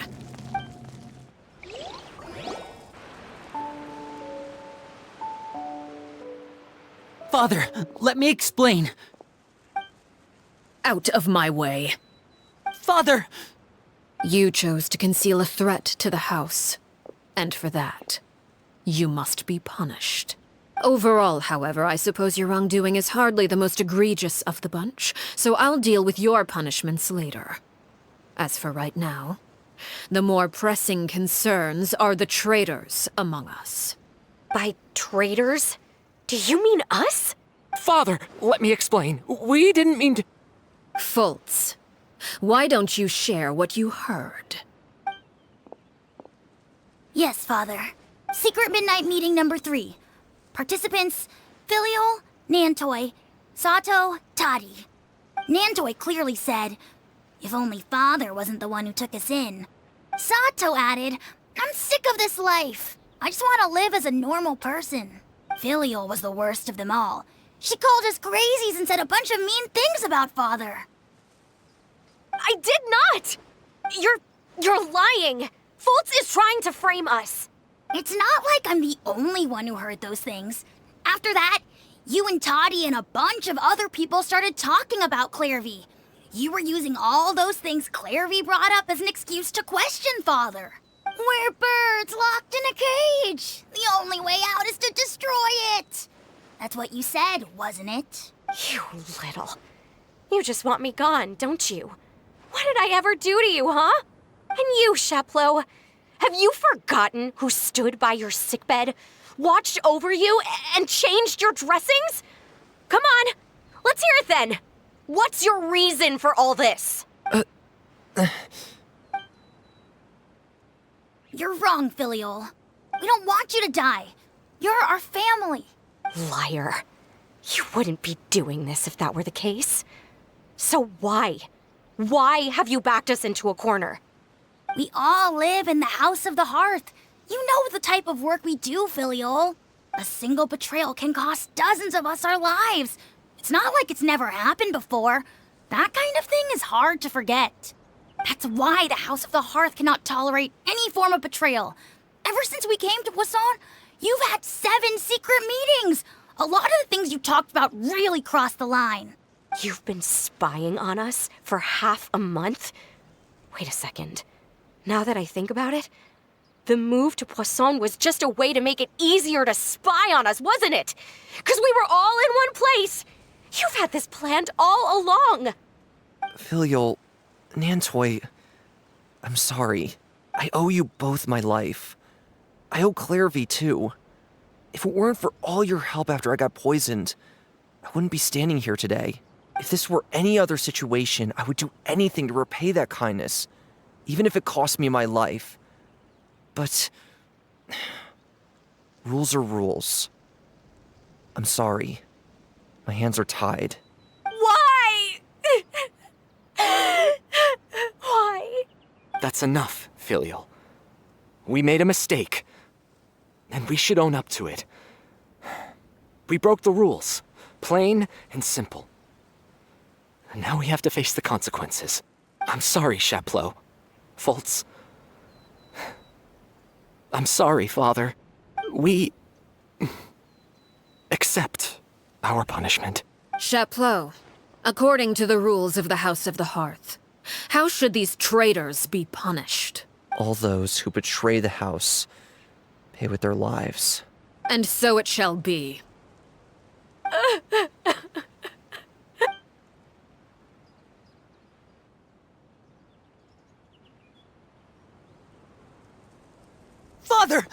Please, wait! Something you want to say, Linny? Please reconsider, Father. What Filial and the others did, does it really count as betrayal? We all come from broken families. From the very first day we joined the House of the Hearth, we wanted nothing more than to make it a real home. But the truth is, none of us know what a real home should look like. I'm not saying I have all the answers. All I know is this. Killing Filial and the others may uphold the rules, but doing so will only bring us further away from being a real family than we've ever been. So please, Father, please, reconsider. I agree with Linny. Father, please. Linny, you... I also agree with Linny. An order once given cannot be rescinded. However, given the extent of your determination, I suppose we shall have to go about this a different way. Draw your weapons and face me. Our weapons? Father, are you referring to a duel? Precisely. The rules of the house will not be altered. Traitors must be punished. However, resolving disputes with a duel is also one of our rules, one that also applies to me. Demonstrate a sufficient showing of strength, and I shall offer a concession. Wait. Beat Father in a duel? Impossible. Father is way too strong, even for Linny.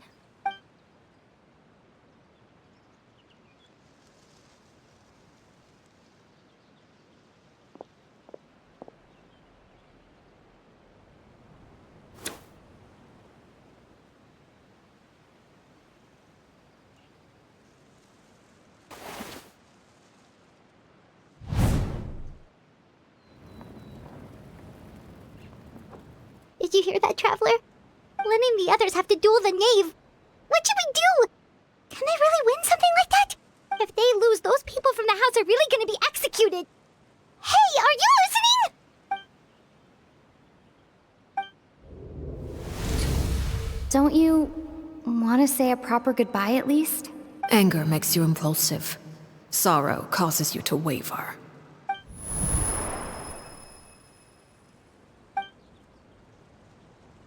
Oh, looking at that expression on her face, she seems really serious about this. Guess... When guests are around, families are often on their best behavior. And any disputes are less likely to escalate. When the time comes, make the choice that you deem most appropriate in the situation, and lend your help to the House of the Hearth. What's wrong, Traveler? Hey, where are you going? Traveler? You're asking to join the duel against the knave? I'll allow it.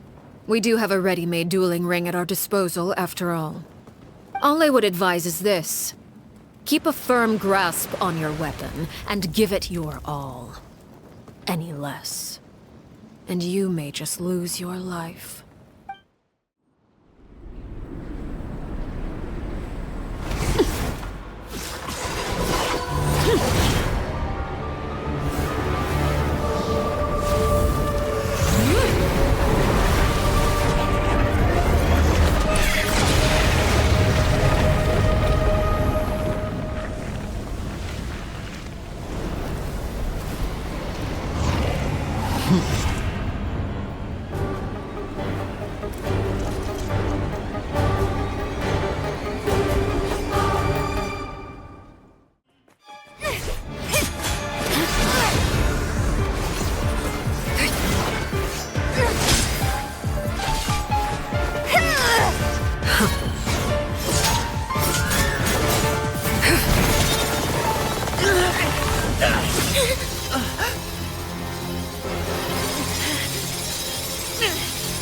You should know better than to crowd in one place.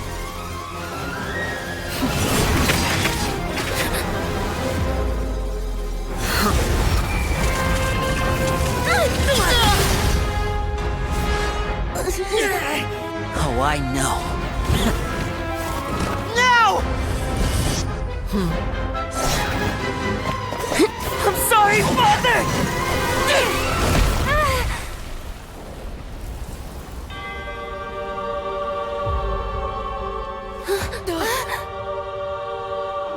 Sorry for what? This pitiful excuse for an attack.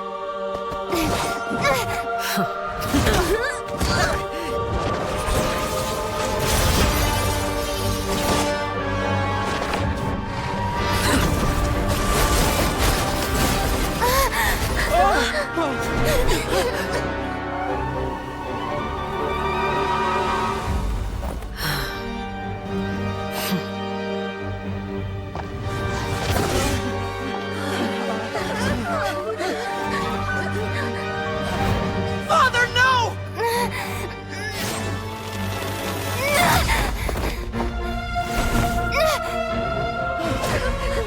Made it out, did you? You're stronger than I expected.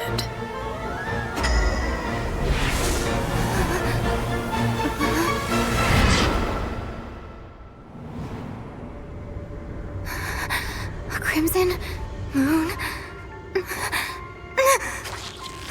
I can't move.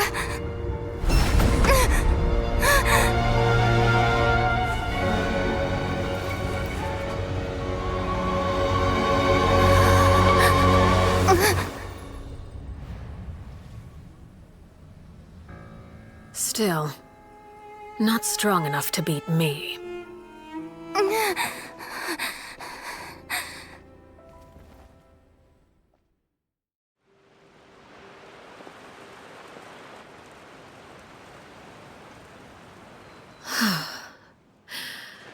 I believe we can end things here. It's not often that we get to enjoy the company of guests, after all. We wouldn't want things to get too out of hand. Brother, are you all right? Lenny! Given that I am the victor of this duel, as agreed, the punishment stands. No! I never thought things would end like this. However, everyone involved in the duel demonstrated a remarkable level of strength and determination. In light of this, I'm prepared to change the method of execution. Elwar, the bottled flames I gave you for safekeeping. Do you still have them? Yes? I wasn't sure what they were for, but I've kept them super safe. I didn't lose a single one. Wonderful. Then, in just a moment, I'll have you administer them. Bottled flames? Indeed. They're the product of a secret experiment. Under certain special circumstances, flames can be extracted from my person and preserved. Once ingested, searing pain will spread across every inch of your body. No harm will come to you physically, but your memories will be burned away. If you can withstand the pain. When you awake, you'll have forgotten everything you know about the House of the Hearth, and will be expelled from the organization. In other words, administering this concoction will kill the version of you that grew up in the house, and give you a new identity.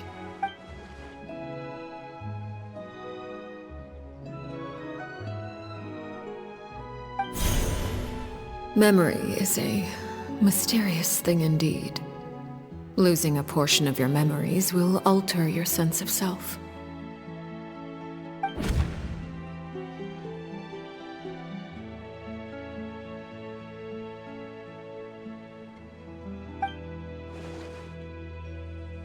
So, you're just letting us go, Father?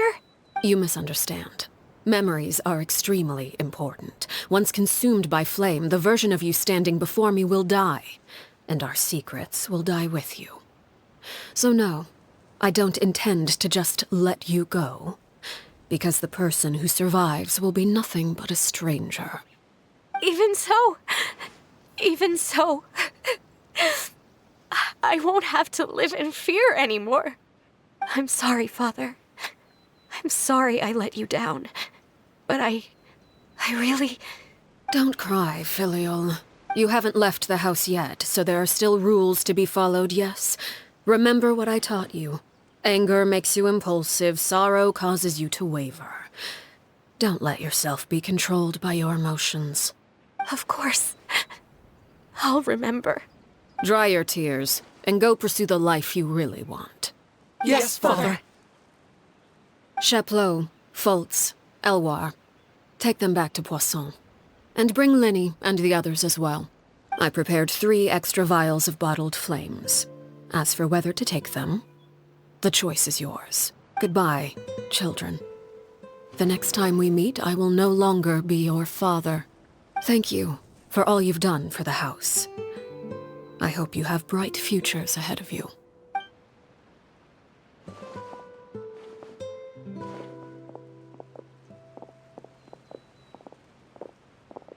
Father. Let's go.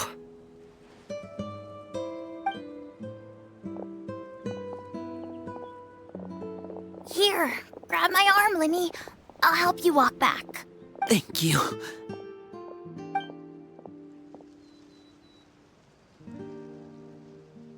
Clairvy.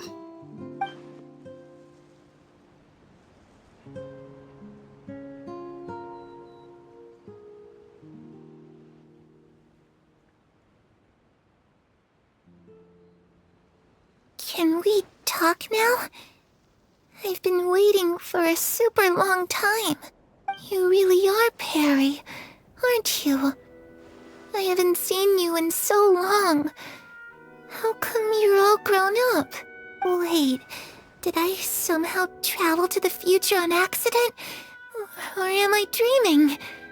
What a long dream. Neither. You died, Clairvy. That's what happened. You could have at least sugarcoated it a little. Look, she's done speechless. Oh. Okay then. Huh? That's it? You accepted it just like that? Yep. If that's what Perry says happened, then I believe her. Perry wouldn't lie to me. Plus, I don't really need to know why I'm like this. I'm more curious about what happens in the future. If you're a harbinger now, Perry, that means Mother is gone, isn't she? Can you tell me about it? I want to know what happened to her. And to me. You never stopped trying to defy fate. At first, no one believed you. You could only vent your frustrations to the moon. In fact, you often sought comfort in the night sky. You wanted to see the aurora, so one night we promised each other we would go to Snezhnaya to see it together. Later on, you tried to run away, but you were brought back each time. Mother spared your life, but it wasn't out of kindness. Instead, she decided to make an example of you by slowly torturing you over time. That way, the other children would know what happens to traitors. Still, you never gave up. Mother hoped that through ruthless duel after ruthless duel, she would be able to crown an ultimate victor among the children she raised. But you called on everyone to unite, to fight to a draw in order to reduce casualties. Your efforts may have only delayed the inevitable, but still. You gave them hope. You tried everything you could think of, but every attempt ended in failure. Still, you never turned your sword on Crucibina, and you never turned it on me. On that gloomy day, you told me, for the last 16 years of my life, I've done everything I can to fight for freedom. But now, I realize that the only freedom I truly possess is the freedom to choose to die. I never imagined I would say something like that. I must have been feeling really worn down. But somehow, I still think I understand. According to Mother's plan, only one of us was going to make it until the end. And I always hoped that person would be you. If I could do it all over again, I still don't think I would make a different choice. Even when I first met you, I knew you'd be able to do what I couldn't. Is that so? Even now, I'm not sure I truly understand what kind of freedom you were trying to pursue. But as the head of the House of the Hearth, and as the children's father, I've tried to give them the most basic of freedoms. The freedom to choose their own fate. It's something I discussed with the Iudex of Fontaine. The children who want to leave the house will have their memories wiped clean of all secrets pertaining to the organization. In return, they will be allowed to live a normal life in Fontaine without being prosecuted for their past. Of course, I won't simply hand freedom to them on a silver platter. They have to fight for it and prove themselves worthy of it. Only freedom that is earned has true value. That's more than enough. That's exactly the kind of life I was fighting for. You know, Perry, I think you're a pretty amazing king, and a really great father, too. I'm really happy that you're the one who took over the house. I guess I do have one regret, though. I still haven't seen the outside world. Well, it just so happens that our dear guests over here have been to many nations and traveled to countless places. Perhaps they would be willing to tell you what the outside world is like. Really? Of course! We've traveled all over the place. We've got so many stories, we could probably talk your ears off for 3 days straight. You know, I used to dream of being a bard, playing the lute while singing into the winds of freedom.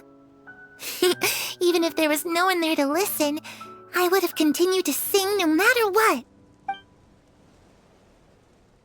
Ah, that's where Mora comes from. I never knew that before. If I had some Mora, I would buy 3 new dresses. One for me, one for Perry, and one for Mother. It's just too bad Perry doesn't like wearing dresses. And Mother, well, she probably wouldn't accept something like that either. I guess I'd just have to keep them all for me then. I could wear a different one every day. Those yokai you mentioned, what do they look like? I once saw a drawing of this one guy with horns on his head and a super scary face. Are there any yokai like that? Oh, sounds like you're talking about an Oni.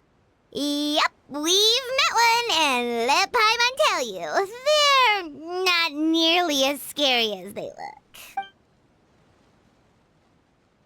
I was always too afraid to skip Mother's fighting lessons. But at the academia, I bet you could do all sorts of secret things in class. Things that have nothing to do with studying. I'm just kidding. Being able to study whatever you want without having to fear for your life actually sounds pretty great.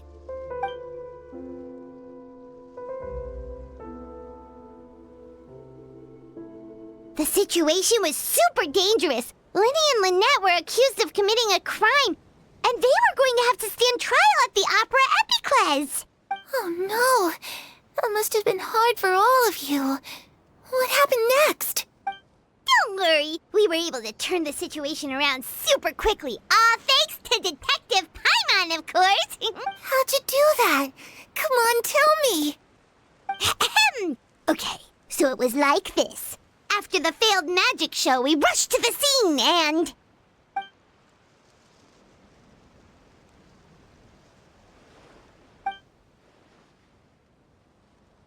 Shadows don't have the capacity to learn or grow.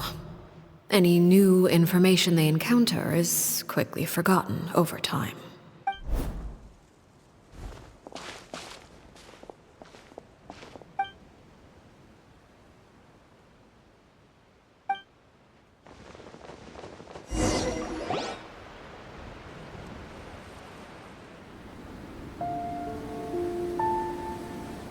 Clairvy, you've worked tirelessly from the shadows to overthrow the House of the Hearth. Now, by my authority as the Knave, I shall announce how this matter ends. You are hereby expelled from the House of the Hearth. You are no longer tied to this place, nor are you bound by its rules. You're saying that I can finally leave? I get to experience the outside world as well? Oh, I almost forgot. There's no getting older for me. Still, seeing who you grew up to be makes me really happy, Parallel. Take care of yourself. Goodbye. May we meet again someday.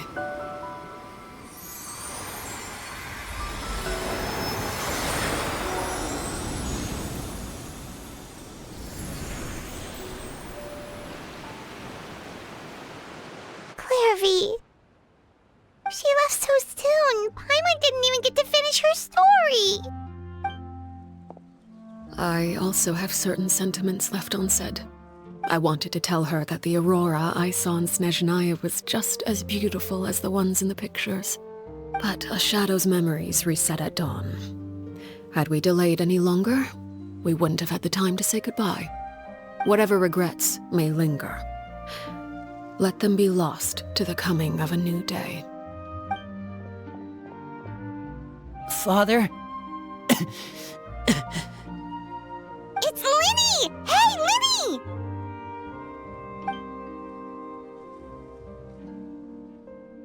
What is he doing back here? Let's go check it out.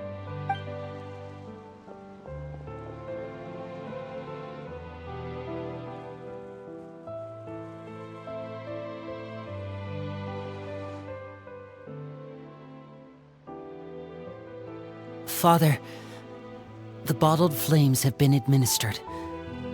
Filial and the others have left the house. And you? What? Thank you for giving us that choice, Father. But we never wanted to leave the house. It's the only home we've ever known. Lynette and Fremine feel the same way. They're recuperating back at the Hotel Bouffe d'été. But I decided to come back and tell you where we stood. I'm sure you're well aware of the expectations I have for you. I want you to follow in my footsteps and become the next king of the house. Yet you seem to have different ideas. I must admit, I'm rather surprised by your decision to stay. There's nothing wrong with choosing to live a quiet life. Leading this organization is a heavy responsibility. One not so easily carried by someone forced onto the throne. I just never understood what you saw in me. What made you believe I was deserving of that throne? You're brave, talented, and, most importantly, you cherish your family. You would do anything to protect them, even if it costs you your life.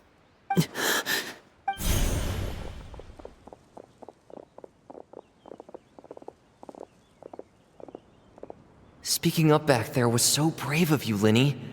It's all thanks to you that we were able to convince Father to back down.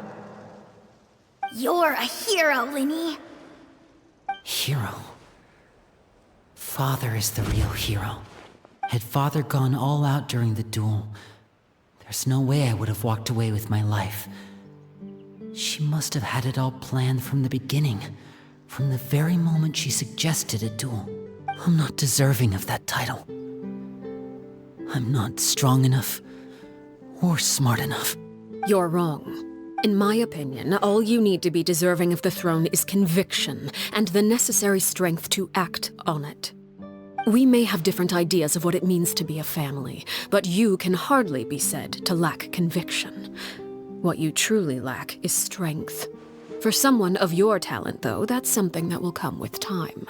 Even without that strength, you still chose to face me in a duel, even though the odds were stacked against you. That capacity to honor your convictions is what I truly see in you. Father. No one knows what the future holds, what tragedy or triumph may be in store. Being at the head of this organization requires the strength of will to face whatever comes. Caution will only hold you back.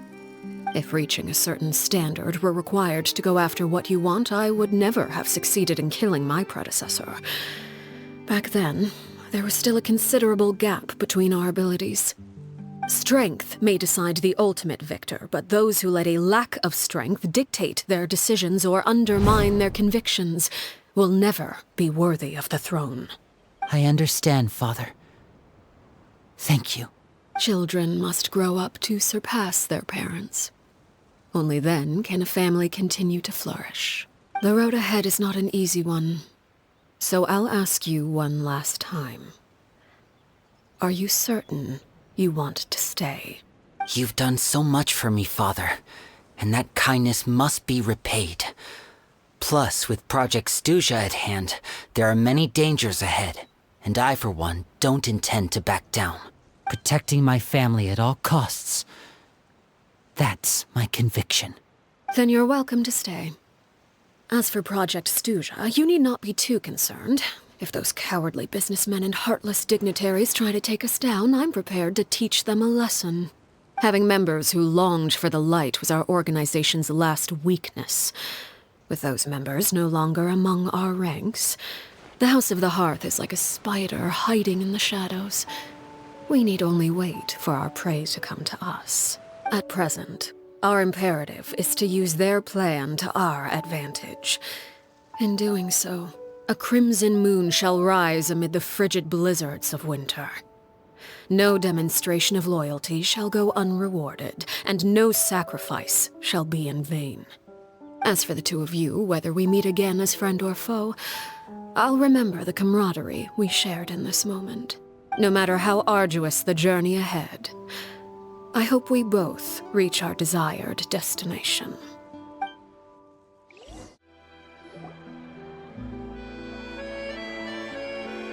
Lynette? Fremine? How are you feeling? Much better. Whew, what a relief! What about you? Are you feeling all right? I knew you'd come out unscathed. Us, on the other hand, well, we've been bedridden for 2 days. I couldn't even turn over.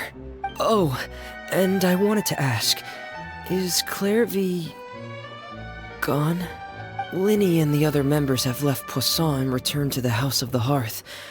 According to him, there haven't been any more sightings of a spirit roaming the house.